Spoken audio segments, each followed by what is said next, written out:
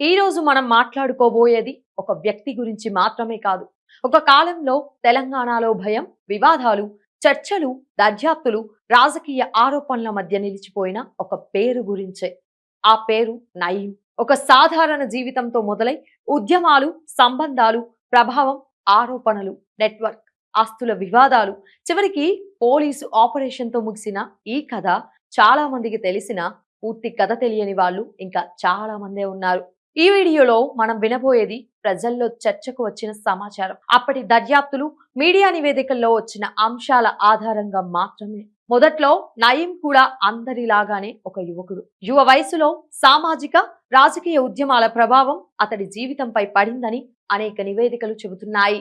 ఆ కాలంలో రాష్ట్ర రాజకీయ పరిస్థితులు, ప్రాంతీయ ఉద్యమాలు, తీవ్ర భావజాలాలు యువతపై ప్రభావం చూపుతున్న సమయం అదే. ఆ పరిసరాల్లో అతడి పేరు కూడా వినిపించడం ప్రారంభమైందే. కానీ తర్వాత అతడి జీవితం పూర్తిగా మరో దిశలోకి వెళ్ళిందని చెబుతున్నాయి.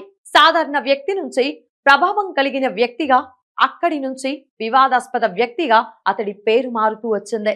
కాలం గడిచే కొద్దీ నయీం చుట్టూ ఒక వర్గం ఏర్పడిందనే ఆరోపణలు కూడా వచ్చాయి. అతడి పేరు స్థానిక సమస్యల్లో, భూముల వివాదాల్లో, సెటిల్మెంట్లలో, వ్యాపార ఒత్తిళ్లలో వినిపించడం కూడా మొదలైందే. చాలా మంది చెప్పిన కథల్లో ఒక కామన్ విషయం ఏంటంటే, సమస్య కోర్టులో కాదు, ఇంకో మార్గంలో పరిష్కారం అవుతుందని. అయితే ఇవన్నీ వివిధ కాలాల్లో వచ్చిన ఆరోపణలు, కేసులు, నివేదికలలో వచ్చిన అంశాలు మాత్రమే. కొంతకాలానికి నయీం పేరు కేవలం ఒక వ్యక్తి పేరు మాత్రమే కాదు, ఒక నెట్వర్క్ లా మాట్లాడడం మొదలైందే.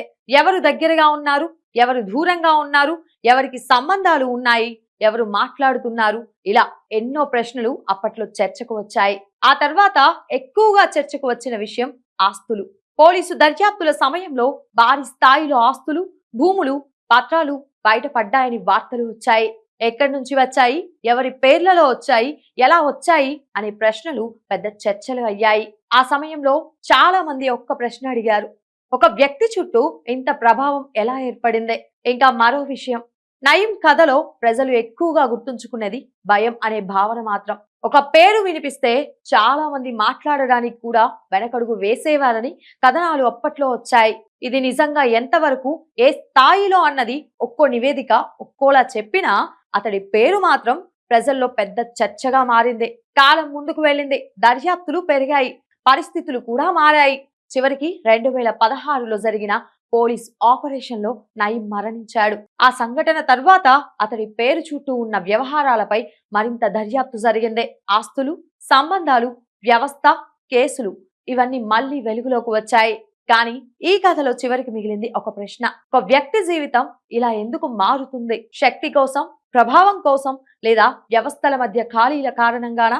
ఏ సమాధానం చెప్పినా ఒక విషయం మాత్రం నిజం: శక్తి వచ్చినప్పుడు దాన్ని ఎలా ఉపయోగించుకున్నామన్నదే చివరికి మన చరిత్ర అవుతుంది. ఇది ఒక వ్యక్తి కథ కాదు, సమాజం కూడా నేర్చుకోవాల్సిన ఒక అధ్యాయం. చట్టానికి బయట నిలిచే శక్తి ఎంత పెద్దదైనా చివరికి చట్టం, సమయం, పరిస్థితుల ముందు నిలబడాల్సిందే. ఇలాంటి మరిన్ని విశ్లేషణాత్మక వీడియోల కోసం ఛానల్ ను ఫాలో అవ్వండి. నేను మీ శ్రావణి, ఇది KR టీవీ.